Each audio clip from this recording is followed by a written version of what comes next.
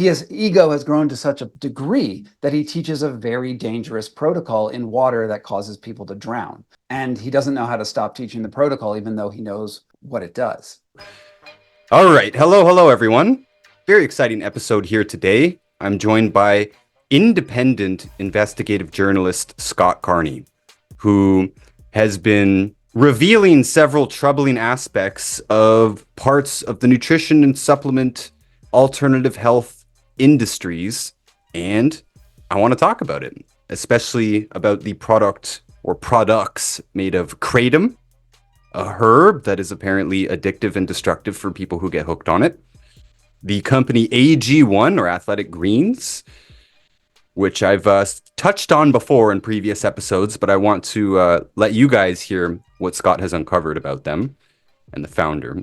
And I also want to talk about Wim Hoff because I'm currently confused about Scott's position about Wim Hoff. And we can jump into all of that. But I want to give Scott a little bit of a background about me because I don't think he's done an investigation on me and where I'm coming from in all this.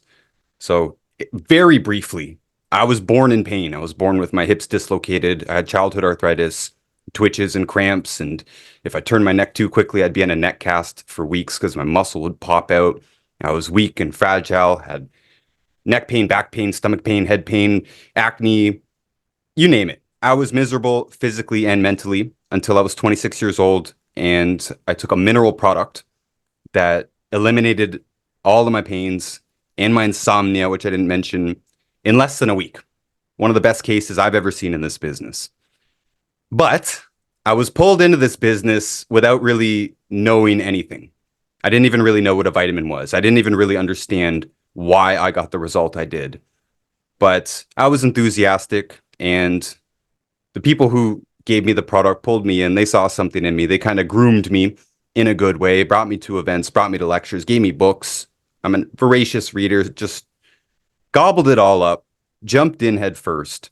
And in general, I experienced good results with people, giving them packages of a whole bunch of different nutrients.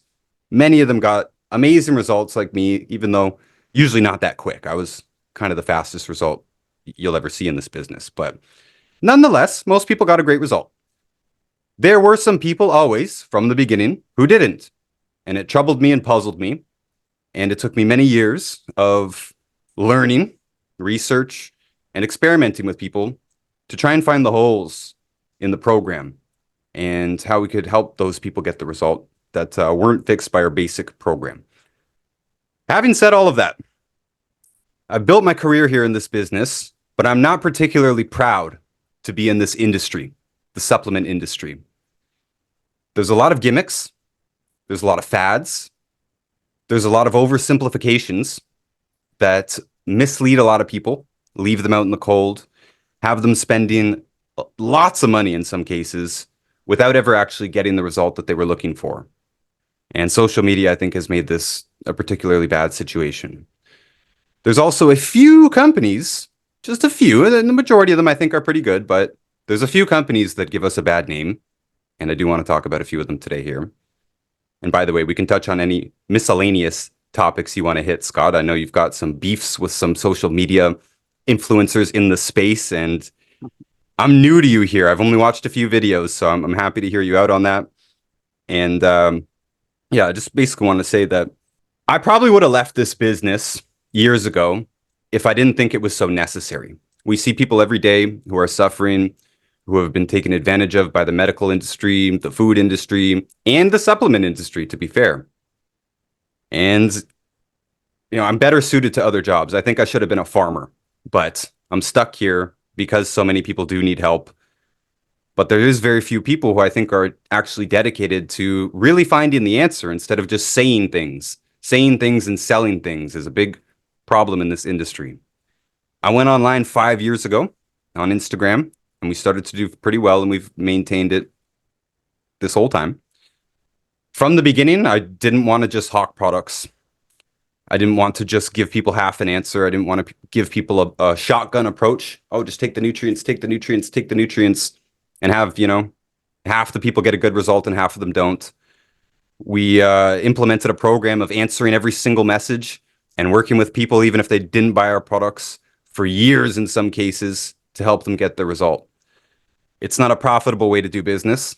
Other people in the industry call me crazy for doing it this way. They say, why are you wasting so much time talking about foods and talking to people who aren't buying things? And they're not that cynical in that exact black and white language, but most companies don't take the time to actually work with people.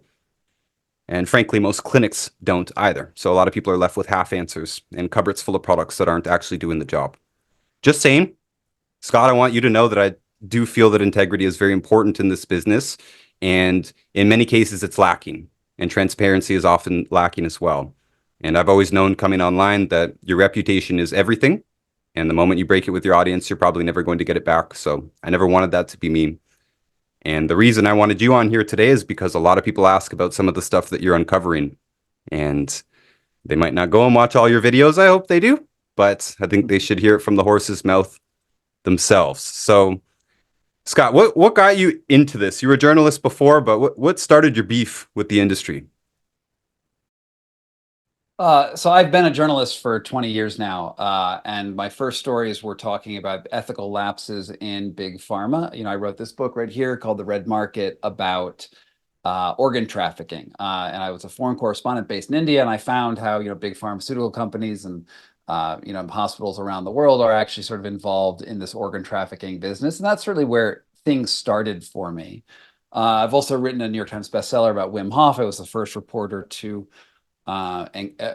encounter him, really, the first American reporter to encounter him. And I've been practicing his method for 10 years. I'm no longer supporting him, though, because I think that what occurs, and I can't speak to your story. I don't know anything. As you said, I haven't done a tremendous amount of research about you. So I don't know anything about what conditions you may have had, what mechanisms of action may have happened. And it's so hard to know with what happens with any individual case, obviously, right? Because you have the individual experience and you have medical knowledge, and there's a huge gap between those two things. So I've always found myself straddling a weird line between sort of the woo-woo wellness side of things that I found with Wim Hof, and I still practice the method to this day, and also the hard science. And I think that the gap between those two types of evidence is really, really difficult to make concrete statements about. And what I see very frequently online is that people in the sort of more wellness world make clinical statements about the efficacy of XYZ protocol, pill, whatever it is. And when they don't have evidence, they have anecdotes. And that type of evidence is incredibly subjective. It's incredibly problematic because the placebo effect is a real effect, right? If I just give you a sugar pill today, and I tell you I'm going to give you a sugar pill to cure your irritable bowel syndrome, there's a pretty good chance it cures your irritable bowel syndrome, right?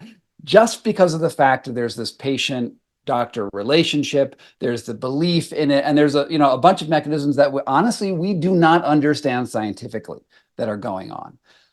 Now, the grift that exists in the supplement industry and in the wellness industry in general is they attribute a technique or a mechanism of action to a particular anecdotal result.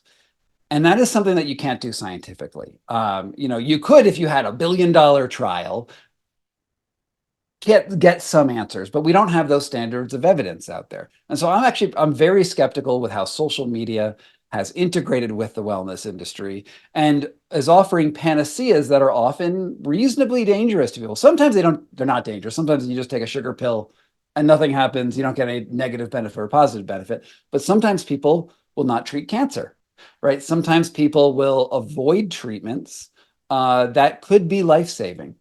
And I think it's a really confusing space for people to enter into because, one, the medical system is broken. It's full of unethical actors. It's got all these problems with it. On the other hand, there are ethical guidelines in the medical industry. When we talk about billion-dollar pharmaceutical trials, we're talking about serious research with serious work that goes in over a serious amount of time that gets vetted by a regulatory agency. There is nothing like that in the supplement industry. It is completely absent. So actors coming in onto the internet, suggesting mechanisms of action, maybe because they honestly believe anecdotal evidence that they've seen. I can understand that's pretty convincing. Other times because they realize they can make a buck.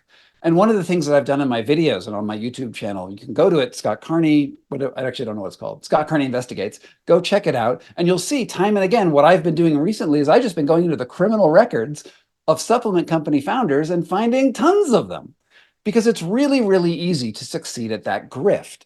And there's a variety of people, got anyone from Merkle who actually is a doctor, has some medical knowledge, and then sort of also runs in the conspiracy circles. And I find it really difficult always for me to know when they've stepped off the boat and they're in fantasy land, or even when they know if they've stepped off into fantasy land. And I find the entire wellness world very, very problematic. At the same time, I still believe in some of its principles. And I agree with you there. The principles that I was taught, processed foods are a huge problem and nutrients are deficient in our food supply, largely, especially minerals. Those principles stand true to me. But over the years, I've just learned that this whole thing is just way, way more complicated than I was ever led to believe. And, Mm-hmm. I cringe at looking at a lot of stuff online. And I'm very deep into this whole thing. And yet I can't even watch nutrition or health videos on YouTube, for example. I just can't stand them. Again, too gimmicky and clickbaity, and or they're giving kindergarten explanations that are missing so much context. And I find this in books too. I give lots of books bad reviews because I'm like, this is misleading. Or it's embarrassing how little agreement we have in the industry about so many different things. Well, we don't know so much, right? I mean, like if you want to talk about the value of science, right? It comes from this idea of reductionism, which probably your audience knows something about. It's the idea that you are able to limit variables and come down to look at just one isolated thing in a very specific circumstance. And if you can understand how that works, and if you did and you found another thing, you found how that works, and you get all these things together, maybe you can build up to the full complexity of human life. The issue with this is that while some mechanisms are simple, for instance, certain bacteria cause plague. Okay, so we can look at that, or tuberculosis is caused by the tuberculin bacilli, right? We can identify Lyme disease, Borrelia, right? We have these things. We like, here's the cause, and if we kill that cause, we can kill the disease that organism caused. That's a great use of reductionism because it's so straightforward. It's an arrow. But when we're talking about something as like a nutrient deficiency, where it's not just one, it's not just like you're missing vitamin D at such a serious level that you have rickets, because that's what vitamin D prevents is rickets, right? And at its worst iteration, you have this terrible condition. If you give vitamin D, that will solve the problem. Scurvy for vitamin C, same thing. But when we scale that up, all the studies on vitamin D show recently, and there was debate 10 years ago, 15 years ago with this, but the recent studies on vitamin D say it's mostly useless in high quantities in people. Is that the actual study, what they're actually studying in people is exposure to sunlight. The fact that people went outside and exercised and did things is actually what they were correlating with vitamin D exposure, because being out in sunlight is how you actually accumulate vitamin D. Supplementation for vitamin D outside of rickets is useless according to the best data we have. And there's two articles on this. I encourage your audience to look at this. There's one in Scientific American and one in the Atlantic about these two, about the history of vitamin D. And yet, if you look in the wellness world, vitamin D is so fashionable. One, because you can measure it, right? We can see the levels go up and down. And two, because there were early studies that suggested that vitamin D might correlate with a variety of health improvements, that everyone on the bandwagon was like, hey, I can sell this stuff cheap, because it's very cheap to buy some vitamin D. And then they could make fortunes on selling that story. Unfortunately, science has moved forward. And we now realize that vitamin D is, it's a good indicator because people are going outside and getting exercise. So then they had better vitamin D. So it was a correlation, not a causation issue. Vitamin C, there's a whole cult of vitamin C out there because some doctor, I do forget his name, could probably bring Linus Pauling. there we go, who says that vitamin C is everything. Turns out it's pretty good for some stuff, but it's not a panacea. For scurvy, get your vitamin C now. Your teeth are falling out, your joints are breaking down. Yes, get your vitamin C. But I think that we have this issue, and it's a problem in America and in science, is the idea that we have one solution, but then you generalize it to everything. I found this one thing that works for me, and therefore it can cure cancer, ALS, lupus, Lyme disease, whatever, just throw it all in there. And I can say this because I wrote a book on Wim Hoff, right over here, New York Times bestselling book on Wim Hoff.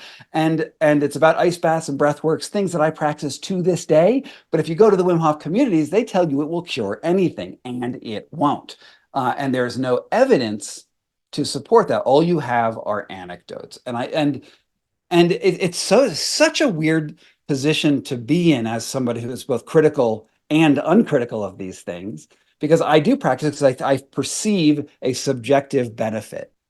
I would never tell you that it cures cancer, right? But maybe it can be beneficial in ways that cancer does.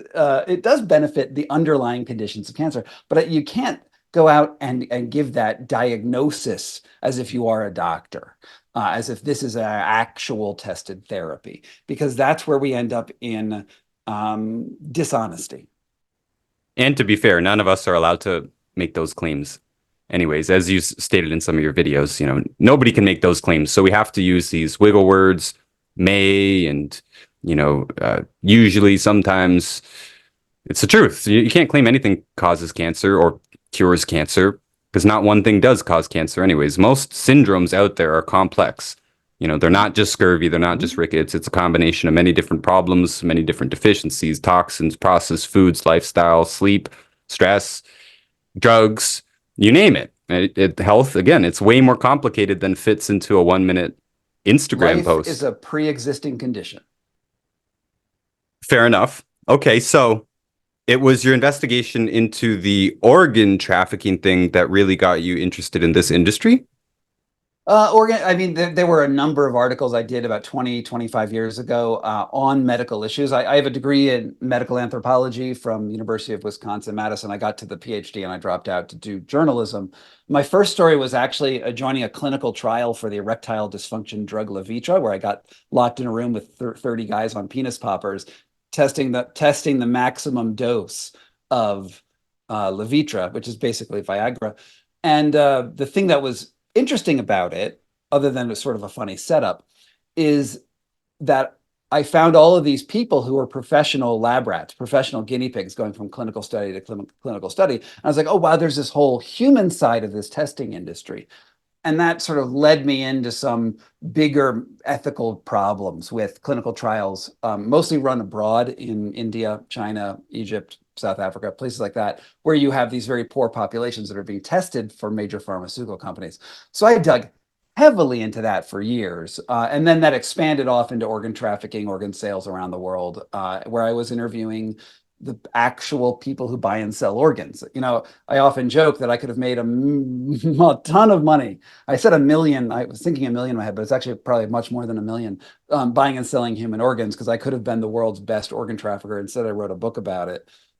And then from there, I went off into looking at cult psychology, particularly how people get so invested in an ideology that they no longer believe in reality. You've met people in the wellness world or the yoga world who really believe that they can manifest changes by just truly believing that they can manifest a change. The problem with that is it obscures the whole idea of cause and effect. It's great to have a positive outlook on life. That's awesome, and there's probably even benefits to that. But to believe that your prayer or your just heartfelt belief or your vision board that you put on your wall warps the fabric of reality towards what your desire was, that is clinical insanity. So there's a difference. Positive outlook, good. Clinical insanity, bad. Well, the cult mentality definitely shows up in this industry, not just around products and substances, but in diets especially. Veganism versus carnivorism, and these beliefs die hard. They do, for sure. If anything, I think it might be a bigger problem today because of the echo chambers that exist online. Absolutely. Sure, yeah.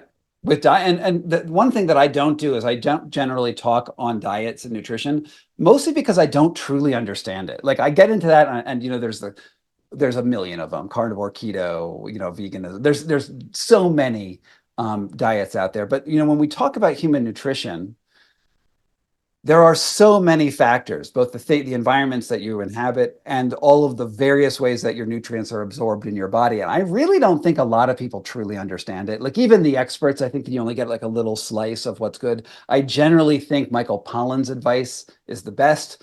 Eat mostly plants in moderation and you're going to be fine. But I don't think that you can.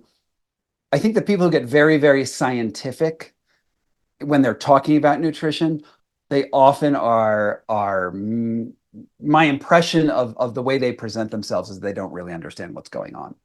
Well, true. And most of the longest, well, all of the longest lived populations, the blue zones, are the ones that show up in Weston Price's work from Nutrition and Physical Degeneration. They live all over the world in different environments. They eat very different things.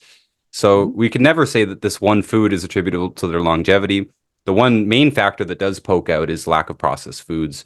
And they have shown that whether they put you on vegan or carnivore, you're both going to get reasonably good results, at least in the short term, simply by eliminating processed foods, which is Because you're probably.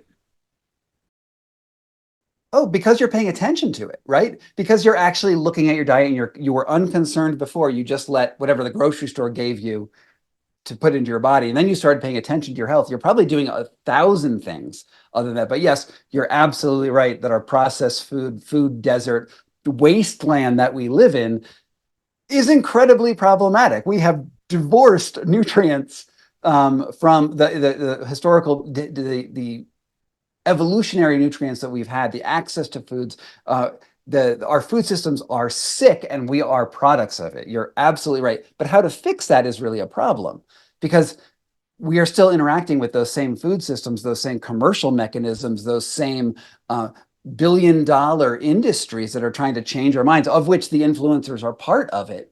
That how do we know that that is the answer as well? Right? Just because somebody has six-pack abs or is like like good looking on the internet, that has become the de facto nutrition advice. How many likes did that get? That's so I'm going to go follow that person. How many followers does that person? Does the person have a blue check mark? Whatever the veracity thing is. But those are not actually indications of expertise or true knowledge. And I'm very worried about where we are. And I wish I could offer answers, but I generally can't. Generally, what I do is I just poke holes in people's what they're actually saying. Fair enough. And fixing the food system's a bigger discussion. I actually just finished a book this morning. It's called Sacred Cow. It's pretty good. I don't have it in front of me, so I don't know the authors, can't remember them. But it was pretty good. I'm going to give it a good review. They got some good ideas on creating more sustainable, more nutritious food systems. But Sure. we'll leave that for another day. What were your first investigations in the alternative space? Alternative space. I mean, I did do this book called The Enlightenment Trap about cult psychology with Buddhism, and there was some sort of wellness overlap in that. But I think the real where I really got known was when I did this book about Wim Hof. I actually wrote an article for Playboy magazine back in I think it came out in 2014, but I met him in January of 2013. And I was skeptical of him. I thought he was going to be a guru that was going to get people killed because for those of you who don't know about Wim Hof, he's called the Iceman. He has a breathwork technique and ice immersion protocols that allow you to sit naked on an iceberg. And I thought that was going to get people killed. And he makes these claims that he can cure autoimmune illnesses and create superhuman resistance and resilience in a human body. I thought he was a cult figure. I went out to try his method. His method worked. And in a matter of days, I was standing out basically in my skivvies on mountaintops in Poland. I ended up climbing up Mount Kilimanjaro with him in a bathing suit. The method worked. I also reversed an autoimmune disease. I used to get cankers. I did this method. The cankers went away. There's some really, really fascinating things, and there's pretty decent B+ level science done about the Wim Hof method. So I thought it was great. I became his #1 proponent in the world. I went on about 300 different podcasts and television programs, radio programs, and the like, talking about the Wim Hof method. And then what I've seen more recently is that he is actually, because he's become so popular, he's become the cult figure that I feared that he would become, right? And I ended up having have endorsed and actually built up somebody who ultimately is very problematic. I've been following deaths associated with the Wim Hof method for the last year. I've collected 34 reports of people who've died while performing his method because his ego has grown to such a degree that he teaches a very dangerous protocol in water that causes people to drown. And he doesn't know how to stop teaching the protocol, even though he knows what it does. Well, I saw one of your videos the other day, and you were saying, correct me if I'm wrong if I misinterpreted it, but there was 4 deaths recently reported, and you said you can't blame this on the Wim Hof method. Did I get that wrong? Okay, so yeah, you got it wrong, but you're sort of right. So I've been reporting on this for a year, and I have collected 34 death reports by speaking with families, looking at coroner reports, police reports, news reports, collecting this information, doing a ton of research. Recently, the BBC, the Daily Mail, and the Sunday Times, that's a London paper, all came out with their reports on deaths in the Wim Hof method, and they freaking botched the article. Though they did speak with me, and I gave them some of the materials, they attributed it to cardiac arrest from cold ice immersion, from jumping in the water. And they cited these cases where people died, and they did die from cold water exposure, but they attributed it to the Wim Hof method when these people clearly were not practicing the Wim Hof method. They're well documented cases. You can look them up, and you can see they were doing other programs. And they use that to say that the Wim Hof method was dangerous. And while I agree that the Wim Hof method is dangerous, it's not for the reasons that they cited. And this is one of the main problems with the mainstream media is you have these journalists who fly in, they think they know an answer before they've done any research, and they write to their own ignorance. And then the other media outlets have picked it up. And so it's a really confusing place for me to be in because on one hand, I'm glad that people are being aware that there's a problem. On the other hand, it's terrible that they don't know what the problem actually is. So what did happen in these cases? It wasn't the cold water. They were hyperventilating or something. So in the 34 cases that I have calculated, 33 of them are from people going into the water. So the Wim Hof method is a hyperventilation and breath retention technique. So you hyperventilate, you exhale, you hold your breath, and then you find that you can hold your breath for a longer period of time. That's a very short summary of how it works. What Wim Hof also does is jumps in cold water, and he's famous for swimming under ice. And people assume that those two things are connected: the hyperventilation, the breath hold, and the water work. The problem is by hyperventilating, the mechanism of action is that you blow off CO2. So when you hyperventilate, you don't increase the amount of oxygen in your blood. And Wim Hof doesn't understand this. You don't get to like 140% oxygen. You can only go to 100% oxygen. When your body wants to gasp, if you want to breathe, it's not that sensation for breathing doesn't come because of a lack of oxygen. It comes because of the buildup of CO2 in your bloodstream. So when you hyperventilate, you lower the CO2, and so that sensation to gasp doesn't come in as fast, and then you can hold your breath longer. The problem with this is you also, when you hyperventilate, you can get to a point where your CO2 levels are artificially low, and maybe the detection point is here.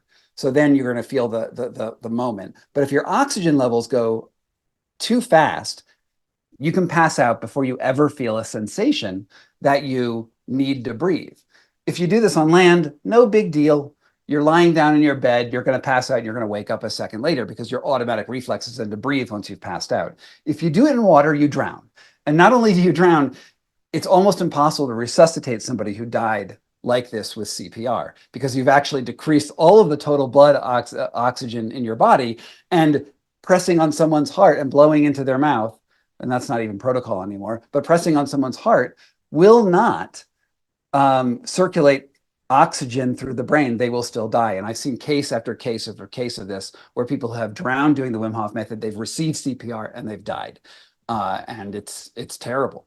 And what Wim does, even though he knows this mechanism of action, on viral videos all around the internet, you see him teaching people to hyperventilate in water. They can actually be in ice barrels with him right there and be like, hey, hyperventilate, breathe harder, breathe harder.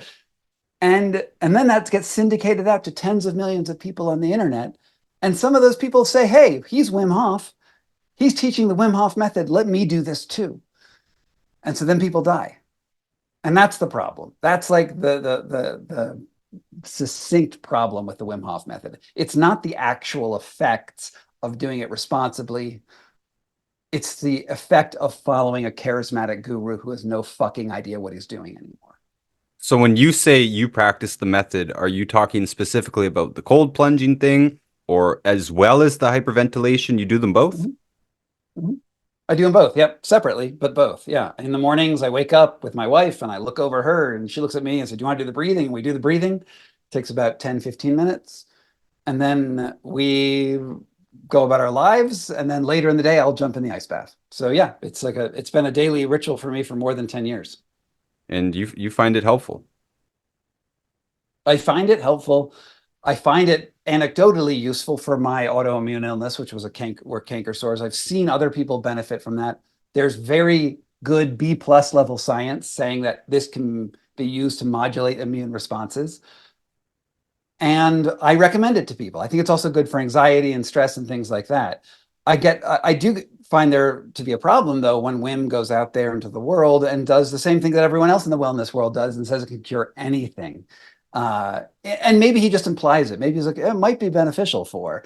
But when you're so charismatic and you're so persuasive and you're making so damn much money doing this, it's hard not to overstep those boundaries. And that's the tension, right? That's the tension. You can have something that's actually really good and still have a bad outcome. Were you deep enough into the cult where you ignored the rising ego for too long, or was there an Oh, event or something that specifically made you think, "Oh, this guy's off the edge now"? yeah, I mean, there were probably many, many events where he went off the edge. At one point, we climbed up Mount Kilimanjaro again. I'm in a bathing suit. It's negative 30 degrees outside.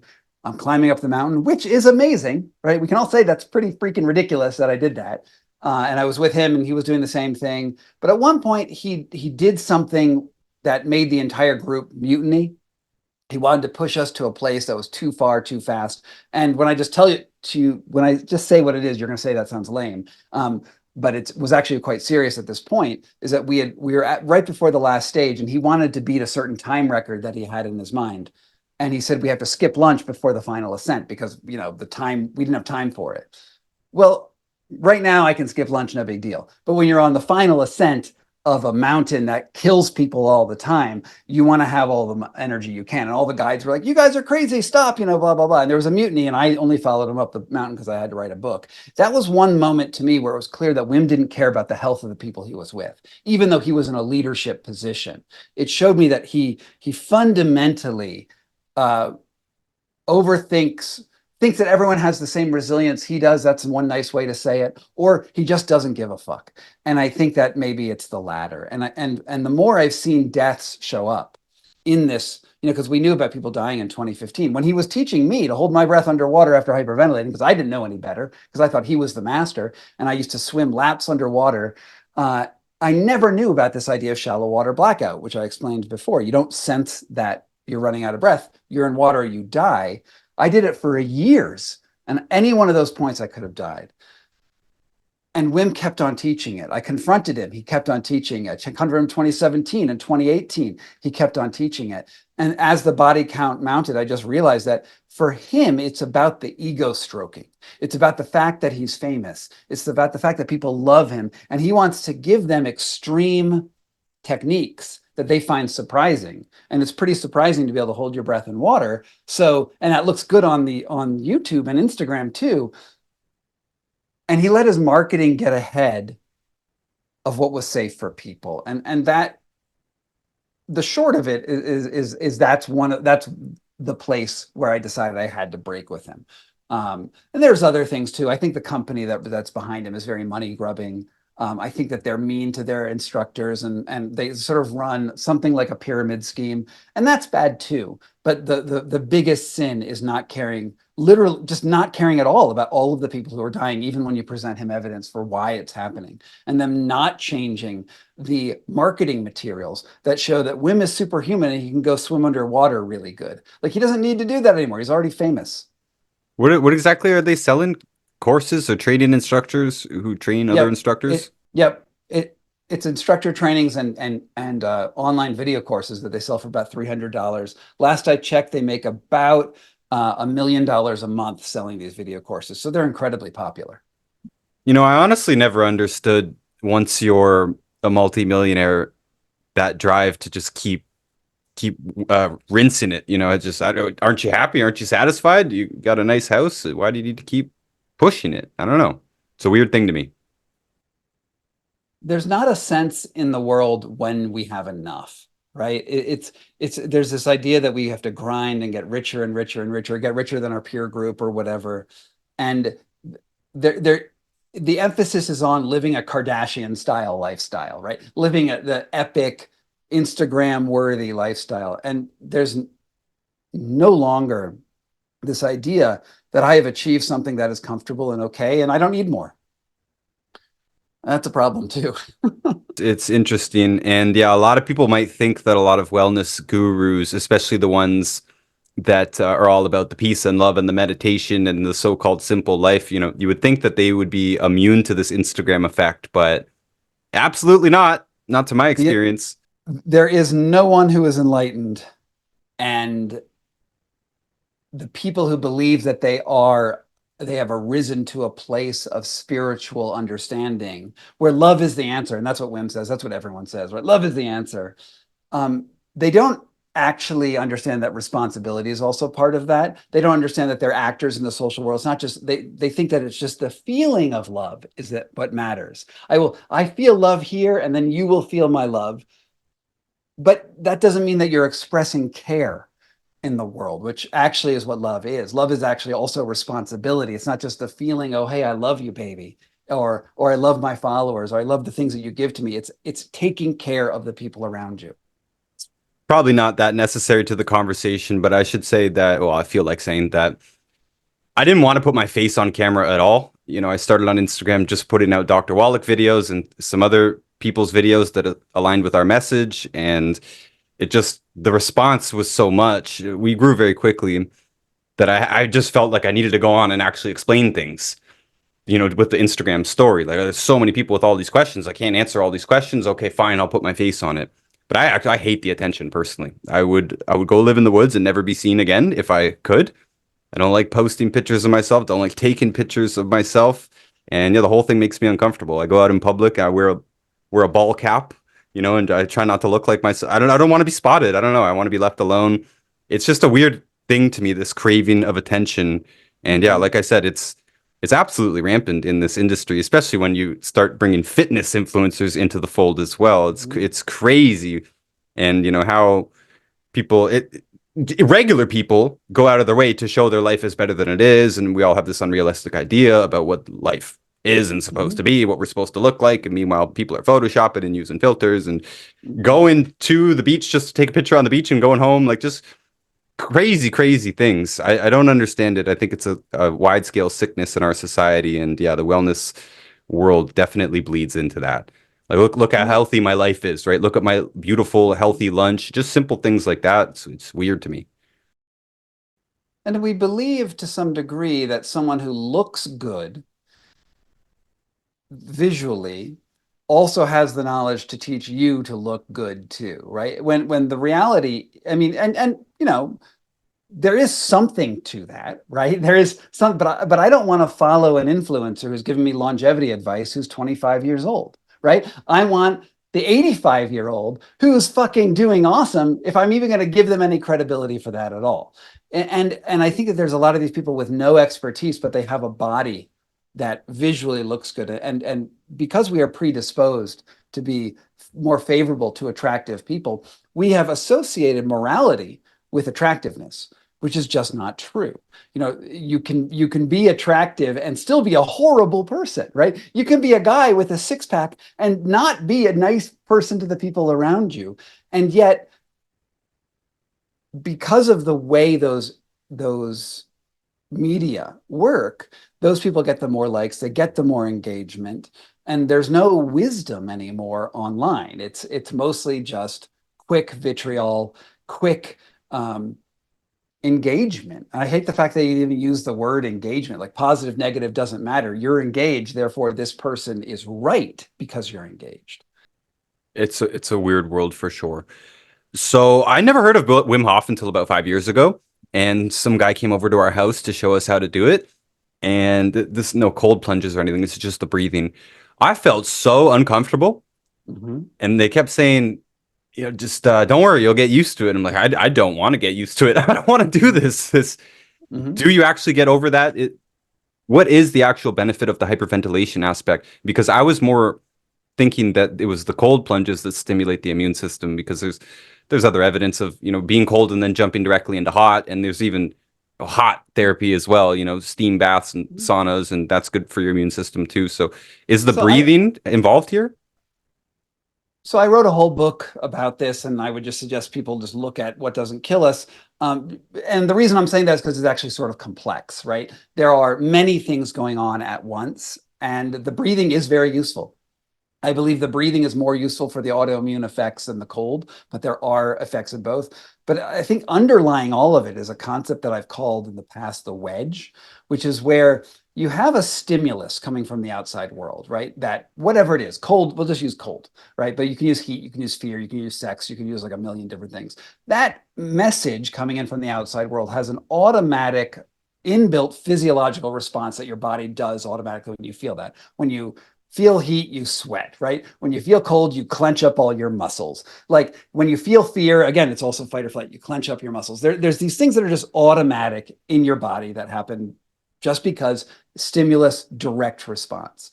But we also have this ability to override those automatic responses with your mind. So if you jump into the cold, you can immediately go into fight or flight, clench up because that's what you'll do automatically, or you can tell yourself, no, dude, I can do this. I can relax in the cold and it's all right. And then your body literally loses tension because you can actually control your body to do that. That gives you this sort of mind over matter, but not like levitating, but just like I've now controlled part of my autonomic responses, and because you do that, and that's what I call the wedge, you put your intention between the autonomic response and your physiological reaction. Because you can do that, that does generalize out to a lot of different health issues, a lot of different things where you're automatically interacting with the environment.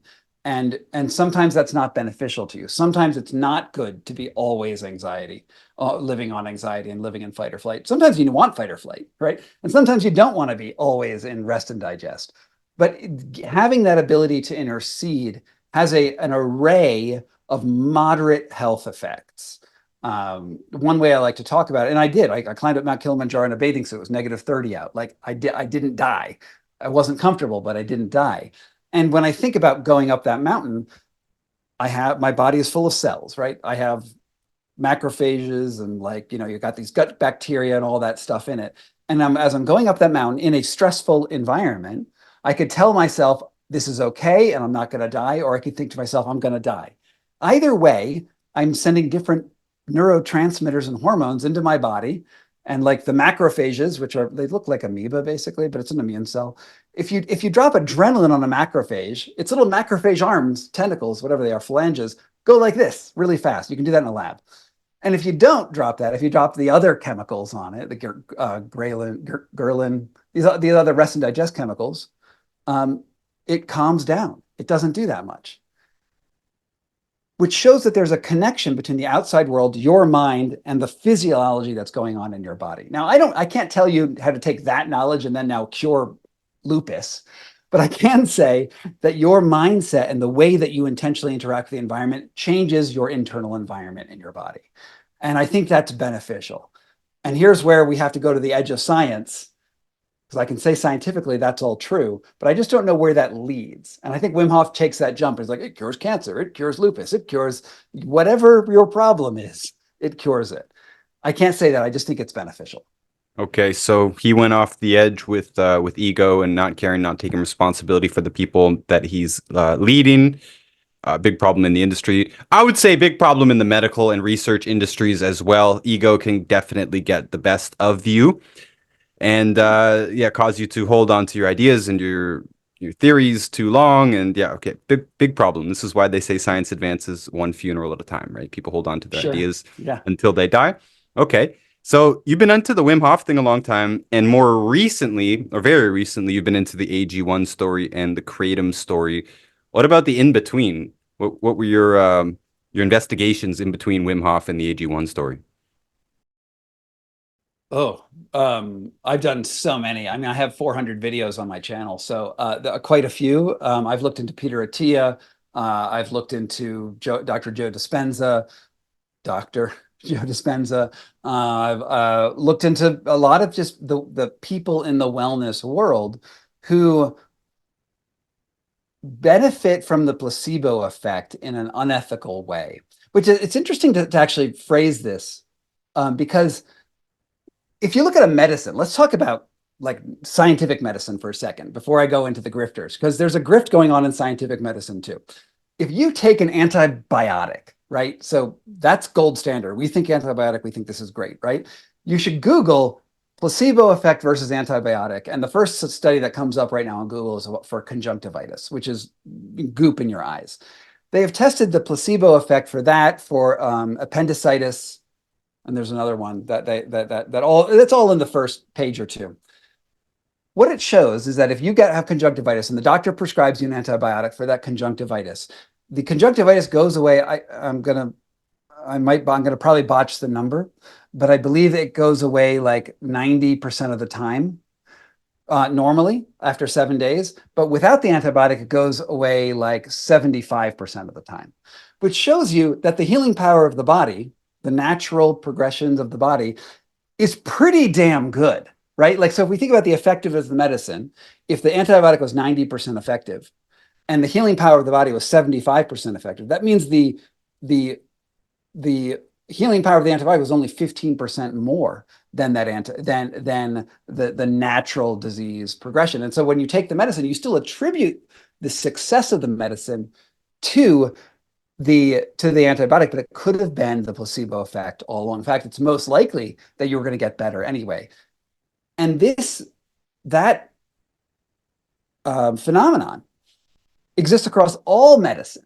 And we have given too much undue effort, too much undue credit to the white lab coat person, who they're only giving you 15% boost, and not as much to the healing power of the body. On the other hand, the grifter over there selling sugar pills, right? The person who just sells AG1, which is basically just a green slurry nutrient powder that's no better than a multivitamin, right? And a multivitamin is fine, and AG1's fine, but the AG1's $95, and it's really about marketing.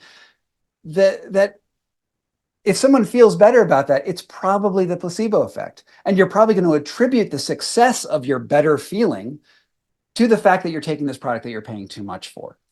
And they don't even have that 15% bonus that the antibiotics had for mechanical action. And I think that you will see this in lots and lots of different things that are out there. Is that lots of different interventions you are going to get better anyway, regardless if you went to a shaman or Aubrey Marcus or Joe Rogan or the Johns Hopkins. You're going to get better anyway. The place where that's very different is, of course, for acute medical conditions, a gunshot wound, advanced stages of cancer, a goiter, like things that are like, okay, here's the exact problem that we can fix right now. And then obviously in almost every case, there's probably some edge cases where it's not true, but in almost every case, go to your doctor. So this is one of the reasons I think that a lot of drug trials, maybe most drug trials now, don't measure their drug against the placebo. They measure it against the last most effective drug, right? Like new antibiotic is compared with old antibiotic, not against the placebo. I think that's because the placebo outperforms them half the time or comes so close that the results aren't impressive. And I've said it for a long time. So I've always said this as long as I've been online, that we want the placebo effect. We do. Sure. Of course, we want to activate your natural ability to heal yourself. We want you to understand that you can heal yourself. The body is a healing machine. It's not a bag of bones waiting to break that you need a drug for, or you need a surgery for. You can heal it. And it does start with belief. You do have to take some actions as well, but you are absolutely right. A lot of things clear up on their own. A lot of people come to me and ask, what do I take for this? I got a stuffy nose, I got a conjunctivitis or ear infection or something, and is there a herb or something that can give me some quick relief? And shut that down. You know, we don't have that. You know, we sell a lifestyle basically. We promote a lifestyle, being on good foods and taking the required nutrients, but not take this thing for this problem, like this acute problem, unless it's a gunshot wound or something serious like that, you know. But a lot of little minor things, people want to do something specifically for that. You know, they want to put a cream on their acne or something like that, and I just say, don't worry about it. It probably will go away on its own, and it usually does go away on its own. And if it is something systemic like eczema or something, then yeah, make your diet changes. Get on our normal program. I would say that to everyone, anyways. But a lot of people are looking for quick fixes for things that are probably going to go away on their own again. Stuffy nose, cold. Just let it run its course. Get rest. Grandma's method here, you know, rest and relaxation and liquids. And but yeah, you want to believe. You do want to believe that you can heal yourself. You're not vulnerable to some. You know, this is why we don't like the word autoimmune disease. I know you used it. I like to just think of it as an immune problem, because the way that these autoimmune things are promoted, or genetic diseases even better, is that you're vulnerable to it and you can't do anything about it. It's just, oh, luck of the draw, you got this disease and you're stuck with it. We don't like that mentality. We want to encourage you to take action in your life and do your best to repair the body with all the supportive stuff that you can, that's necessary. And yeah, work with the placebo. The placebo is magic. It's I know it's appreciated too by these people. They all know about the placebo effect and they know how powerful it is. But yeah, it shouldn't be left out of the conversation like, oh, it's just this therapy, it's just this program, it's just this course. It's going to allow you to heal yourself. You got to understand you can heal yourself anyways. And also sometimes you can't. I mean, sometimes there is a random element to this as well, right? There is, someone who was born with Lou Gehrig's disease can't will their way out of it. And I think there's the converse problem is you can't tell people that you can fix something that might actually be out of their control. And sometimes if people get this guilt that they didn't work hard enough, you didn't pray hard enough to your priest, that they feel guilty for their illness. So it's actually a very, very difficult row to hoe. I understand that you're selling a lifestyle idea, but when the placebo effect says that any lifestyle is the same, essentially, then what are you selling? There's something there which I don't have an answer for you, but again, it's not going to be one thing. It's good to have models, right? It's not good to grift on people. But to move to a different section here, I want to also note that when we talk about scientific studies, there's an issue with significance versus substantial. You'll read a study that says, oh, there was a significant improvement in cancer markers for X drug trial or X protocol or whatever. When you hear the word significant in colloquial English, it sounds like a lot. Oh, he significantly improved his grades. Okay. Oh, you went from a B to an A, right? In science, it doesn't mean that. It means you change your p-value by 0.04, right? You changed a very it's basically not random. We noticed that there was an effect, and the effect was not pure random chance. That's all that means. What we want to hear, if you hear a study where the scientist says, or the paper says, there was a substantial improvement, it doesn't mean it was just random error or it was just slightly more than random. It means, hey, we improved 10%, a substantial increase. But I think that we use that word significance over and over again. And if you ever hear someone say that, just roll your eyes and go away, because it's utterly meaningless for your life, all right, for your personal life. All it means is that there might be a cause and effect relationship, not that cause and relationship effect actually means anything. Like it could be the difference between 5 and 6% occurrence. Basically, it's just as long as it's more than chance. It can be a 0.01% difference in outcomes. So normally 50% of people improved, but because we ran the trial and we were very careful with how we ran the numbers, we found that it was 50.01% better. That is a significant difference because there's a number that you can measure, and it's really a statistical it comes from the world of statistics. Is that when you flip a coin 100 times, you should get 50 on one side, 50 on the other, but it never actually happens that way when you just do it 100 times. Sometimes it's 53 on one side and 47 on the other. If you do that trial enough, you can sort of hone in on on the 50-50 number with the coin flips. But if you just do it a few times, you have to look at that p-value. You have to look at that significance. It's really not that impressive of a term at all. Yeah, fair enough. I like whole numbers, real numbers, much better. 13 out of 29 patients got the result or whatever. I don't Yeah, like that's statistics. It confuses me. yeah, well, you just described a substantial change, right? And so that's great. Substantial improvements based on a drug. That's fantastic. But I just have noticed that the word significant is used everywhere, and people interpret it as a colloquial, the way we do colloquially. And the reality is that the scientists are saying it in a much, much less um, uh, robust and substantial way. So I suspect this is part of your problem with people like Huberman and other, people that come across as very, very technical. I haven't Yes, watched your Huberman video, by the way, but I am interested because he's a very popular figure. I think he has the third most popular podcast on Spotify, right? So a lot of people are listening to him. So what's your beef? well, I've known Huberman for 7 years, I guess. When my book "What Doesn't Kill Us" came out, I hung out with him a few times in California. I have a few issues with him. One is personal, one is scientific. The personal one is I think he's a sociopath. I think that, or a psychopath. And I'm not a psychologist, so take that how you will. I colloquially call him a psychopath because I think he really, really likes manipulating people. On a personal level, I've noticed it with him and me on several occasions when he's blown up with me with rage and then immediately switches to a really nice guy. I'm like, whoa, you're weird. You're weird. And but he's also very charming. So when you're opposite him, usually you feel like you're the center of the world because he looks right at you, he listens, blah blah blah, right? But what he's really thinking about in my the way I interpret it is how can I use this to my advantage? So, and he's super smart, like he's really, really smart. So he's really, really good at it. Again, my colloquial definition, I'm not a psychiatrist, grandiose psychopathy. It fits him to a T. You can go look it up on the DSM.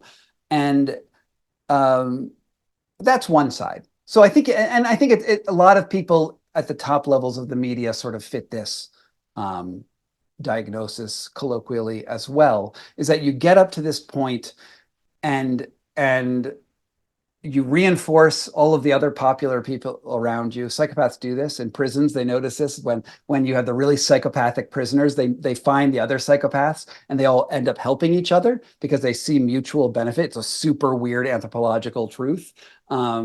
And I think that also happens at the top echelons. When you get up to the top and you're super famous, I think fame becomes a mental illness, and sometimes it takes the mental illness to even achieve the fame. So that's that personal side, right? Take that for what you will. Scott doesn't like Huberman because he, has personal issues. Fine. The real problem is that once he has gotten to this famous part, he is a neuroscientist who specializes in ophthalmology, so eyes and the optic nerve. And he's really, really smart. He's done dissections, he's done papers in very reputable journals about the optic nerve, which is awesome. But he's talking about on his show sunlight exposure. That sounds optic nervy to me. I'm going to listen to him for sunlight exposure. I don't know. I feel like that's worth it. He talks about ice baths. He talks about nutrition. He talks about everything. And when you actually look at what other scientists are saying, is he gets stuff wrong terribly over and over again, using more sensational understandings from fringe studies where things are significant and not substantial, right? A study that was done on 8 mice in Israel. I don't know why they're in Israel, but they're 8 Israeli mice. They get studied, and therefore you have to do these 8 or 9 protocols. He's become sort of a science cosplayer, and that is my problem with him. And I actually think he's right like a lot of the time. He says a lot of really smart stuff, but in some ways, when somebody is right, like say 80% of the time, but you think they're right 100% of the time, it's actually more dangerous than someone who's much less right, because you're like, Joe Rogan, he's crazy, right? Joe Rogan, I don't believe what you're saying because you're just Rogan. I'll take you with a grain of salt. But this guy's a Stanford neuroscientist who's telling you that he knows the answer to everything, to your sex drive, to your motivation, to your dopamine hacking, to the supplements he sells on his show, AG1. And then he gets paid a lot of money by his sponsors, right? He'll spend 20 minutes talking about why his AG1 habit is so great. And and then tell you that he gives you his program for free, which he does. You're probably listening to this program for free right now too, right? And what he's not talking about is that he makes about $20 million a year selling AG1. Well, that's a lot of money. So of course his commercial interests gel with his scientific interests, and he's going to promote things that keep eyes and earballs on him. And that's my big problem with Andrew Huberman. He's not actually, I mean, he's a psychopath in my mind, but his science is like sort of okay, but I think he really likes having the power over people. Here's where that psychopath diagnosis comes in for me. I think he likes having power over people. I think his psychology is he likes the fact that people are doing what he says. And I mean, honestly, I think there's something like deep, like he gets off on this stuff. And I only say that because I have personal interactions with him. And then there's the scam with him, of course, is that he had a lot of affairs, right? So New York Magazine did this long article on him where he has in like 8 monogamous relationships at once. And the internet said, hey, he's just a player. It's fine. Right? Don't worry about his sex life. But the reality was that he was manipulating every one of those women. He was lying to them calculatedly. And that side of his personality, I believe, plays out in in the way he presents his podcast. I never trust a man who cheats on his wife. I don't know if he's married, but No, they're not married. They were all monogamous commitments that they didn't know that they were in. I call it multi-monogamy. it's a thing that it's like, if you lie to your partner, what will you do to me? Right. Exactly. And I don't mean to make this about me, but as you said, power over people, you know, I know people listen to me. I know they trust me, and I know they will do what I say. In fact, many of them say, Ryan, I will do what you tell me to do. That makes me still squeamish. I have taken responsibility. I know this, and I know a lot of these people, like, they're putting everything into what we've got, putting all their faith in us and me. And yeah, it's a scary thing. It's not enjoyable. I don't know why somebody would enjoy that. It's a weird thing for me. If anything, it just makes me want to do more and more research and make sure I get it right, because yeah, you are messing with people's lives, with the Wim Hof thing too. If your advice is wrong, the vitamins and minerals are not going to kill you, but right, if I do miss something important, it could be. It could be. We do get some cancer people sometimes. It's not our specialty or anything like that. And a lot of them I know are not going to go the traditional route. So I better get it right. Their life is in my hands. Yeah, it's a scary thought. Not something I'm comfortable with. I'm just curious about Huberman himself, just in this one aspect. Does he do all the research himself? Does he have a team of researchers? Like $20 million is a lot of money. There's probably a team of researchers here putting this all together. Like, how does he get so much information on each episode? How do they come out so regularly? Because it makes it look like it's all him, right? It's part of the show here that makes, and I'm impressed by it. I'm like, man, this guy's got a lot of research. There must be a team behind this. Yeah, he has a whole team of production crew, but I don't believe he has a scientific advisory group. I think he just does it himself. And I also notice that he'll say things in the show frequently like, oh, there was this study, and he'll talk about a study and what it says in the study. But if you actually read the study, it says the opposite of what he says. And sometimes he doesn't even give you the citation, so you have to fucking look for it. And that's a pain in the butt. I think his science is squishy. And maybe one of the major issues here is also this fame problem, right? And the social media problem is that once you start having a successful show and you want to put it out every week, you may start off with a really great core of information that you are the master of this stuff in the beginning. But if you have to feed the beast constantly and you have to always push the envelope, oh, well, I mean, sunlight's going to really make you better, but what am I going to do next year at the same time? I can't talk about sunlight still. No, I have to talk about, and then it builds up, right? Eventually you're talking about coffee enemas and light therapy, and you're just going off the rails because you have to just feed that beast, because we have this insatiability in the world to get more and more new stuff, more information, more engagement, more. It's the same problem with accumulating too much wealth. You can also accumulate too much fame, where you rise to the point where you become incompetent. And Huberman's beyond that. He tries to modify that by bringing on smart guests. That is the smart move, to bring on a guest who actually knows the topic. Oh, I want to talk about I want to talk about endocrinology. I won't just bullshit it. I will get an endocrinologist. That's smart, but you will also notice that he often chooses the most popular or controversial person who's good in the media to come on, who then will express fringe views, but they'll present it as if they're mainstream. And then you have this problem of what is the scientific consensus, and that creates another whole network of issues. Okay, I understand. Yeah, he's playing the game there, I see. And I get trapped in this as well. You know, we have a very simple message, to be honest. You take what we call the 90 essential nutrients and you avoid processed foods. And boy, that gets boring after a while, right? Mhm. You do have to switch it up. And yeah, I have been tempted to push the boundaries to present information that I'm not 100% convinced of myself. And I try and reel myself in. And in fact, I haven't really run into this in like overall content production. There's still, I've done like 4 nutrient deep dives or something. There's 100 left. I'm not gonna run out of content ideas anytime soon. But I do see a lot of this. What you're saying, taking the core and then yeah, going into all these other things. Red light is a great example. It's not something I'm not convinced on, even though some people I trust believe in it. It's just still is on the fringe, and I really don't think it's on the top list of things that are most important for us to talk about. But yeah, I get it. You got to push it. People are always looking for something new, something interesting, something exciting, and health it really isn't that exciting of a field. It's very wide. There's a lot to dig into. It is quite complicated, but you're not looking for, I'm not looking for new breakthroughs, basically. I'm not expecting to find a new vitamin or something, for example. But it seems that that's what a lot of social media is geared towards, this next new thing, new thing.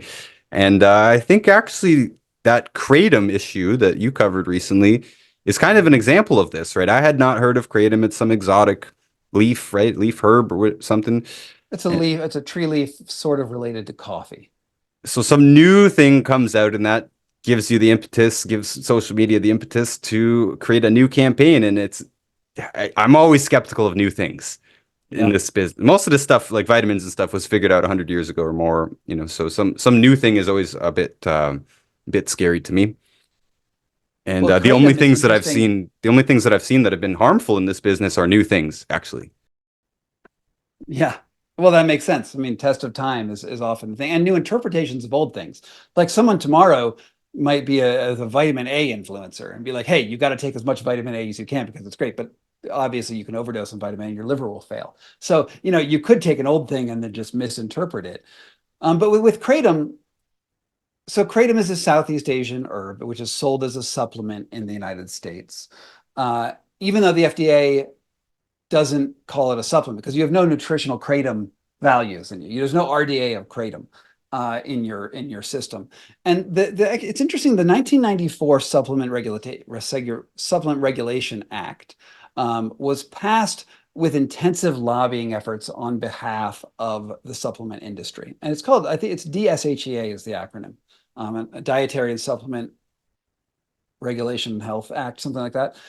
And what it stated is that the FDA can have no role in regulating what's in a container, right? Regulating the health claims of a supplement, other than they can't address specific claims. So the FDA can only get involved if someone gets hurt from a supplement, or if the bottle claims it's ashwagandha when it's actually rosemary. Okay, that would be another claim. It's not. It's a truth in advertising thing. And otherwise, it can't. Or if you claim that this ashwagandha will cure liver failure, right? That's what supplements can't do. That, unlike a drug, right? If you have penicillin and say this will treat bubonic plague, you have to have a random controlled study that cost you $1 billion to test animals, stage 1, 2, and 3 trials, and those claims have to be vetted really, really hard to do. The supplement industry wanted to avoid any regulation, and they managed to, with the help of Orrin Hatch, Republican congressman, senator, Republican politician, to get that made the way it is. And in the critics of the supplement industry out there, uh, the there are real problems if you go to natural grocers and you see 700 bottles of supplements claiming, supports liver health, so this good, a CBD gummy does X, Y, and Z. There's too many claims being put forward, right, in these places that people are using this as a substitute for medicine. And part of that is because our medical system is terrible. That people are being driven into the wellness because our medical system is just horrible. Now, it's interesting. Now, the Orrin Hatch hired a congressman named Mac Haddo to write the legislation with him. Now, Mac Haddo is now the head of the American Kratom Association, trying to get Kratom made fully legal and regulated as loosely as the supplement business. And he's having a tremendous amount of success. Now, Kratom is, it's sort of like an opioid. It has these addictive potentials. It has stimulant properties and opioid properties. It doesn't actually make you fall asleep like an opioid, but otherwise sort of acts the same way. You'll definitely get the same addictive urges to kratom as you will to an opioid product. And the story I put out, which was called Exotic Plants, Deadly Consequences, the Feel Free story, was about people using this supplement law to create highly active and addictive products that are sold in health food stores, in gas stations around the country. This bottle called Feel Free. I have a bottle right here. You can see right there's the bottle. $10 for this, and it will make you feel. It's advertised as an alternative to alcohol, alternative to opioids. This will, you can do this. It's all natural. It's plant-based. It's vegan. Blah blah blah. All that stuff. The problem is that people are getting heavily addicted to it. Well, you're only supposed to take half a bottle a day. People are getting 10, 12, 20 bottles a day of this stuff. $10 a bottle, that's expensive. But they're also going through intensive opioid-esque withdrawals from it. And the guy who runs the company, J.W. Ross, he changed his name actually because he went to prison and went into the witness protection program. So his name right now is J.W. Ross. But he's a convicted felon, convicted criminal, found a great legal drug business and is selling this all over the country and making millions and millions of dollars doing it. And so the video that I put out about that was how these sorts of addictive products are using the supplementation law and using the same lobbyists that the supplement law used in order to skirt regulations and cause an addiction epidemic that is literally killing people. And I watched the video last night, by the way. It was good. And of course, Scott's channel is in the description for everyone. I highly recommend you check it out. And personal note here, I said that I hate watching nutrition videos and stuff. It makes me cringe. It makes me bored. It's just lame to me, even though I should be interested in it. Well, last night and even the night before, I think, we watched 2 of your videos, and you had my attention, you had my wife's attention, who she usually gets bored with the stuff that I watch, and even her young daughter sat and watched your video with us as well. So it was good. It was good. You did a good job, and you took the Kratom product, right? I did, yeah. And you've done some drugs before, but you said that this gave you a nagging voice, like take some more. Yeah. Yeah, I mean, I've taken a lot of drugs in my life. I'm not an angel. I actually don't think drugs generally are that bad. Like, I think they should be legal. I don't even think this stuff should be illegal. I think people need to know about it. But I will say is that when I took it, I had this, so it gives you the stimulant sort of Ritalin-esque effect where you're very focused. I got some work done for about an hour and I was like, oh, cool, I'm grooving, right? And then it starts to wear off, and then those wearing off symptoms are grogginess. It's like I would compare it to, I smoked marijuana off and on since I was like 18, and it feels like I smoked a ton of marijuana last night, and today I feel like super foggy and like out of it. I felt like that about 2 hours after I took this Feel Free stuff, and then I had this like voice in my head being like, oh, I should, because there were 2 shots in it. I was like, oh, I can just take the other shot and then I'll get right back to where I was. And that's not usually a voice that I have. And I would guess that if you're sort of having a lot of this, and what people on the Quitting Feel Free subreddit say, and you should go, if you have a Feel Free addiction, go check out the r/Quitting Feel Free, really good place for resources. A lot of people there say they've struggled with opioids, they've struggled with alcohol, they have all the addiction schema. And they say that this, for some reason, is so much harder. That voice is so much stronger than any other product they had. Now, that is anecdotal evidence, right? This is not a clinical trial. I'm telling you, I'm just telling you, relaying what people are saying. And I will say that I've met a lot of people now who have a very serious addictive response to feel free when, they didn't know the dangers. It's marketed as a wellness product. It's marketed as a vegan thing. It has all the right words on it. It's alternative to alcohol. It's even gluten Yeah, free. it's even gluten free. These are not the words that you hear when you hear, crushing addiction, Gluten free heroin. withdrawal. Exactly. Yeah, heroin's gluten free too. Didn't know that. It's or a replacement for heroin, a replacement for opioid, right? Like you said, Mhm. like, you'd use this instead of alcohol, use this instead of opioids. Replacements for opioids never turn out well. So I don't want that. No. I don't want a replacement for opioids.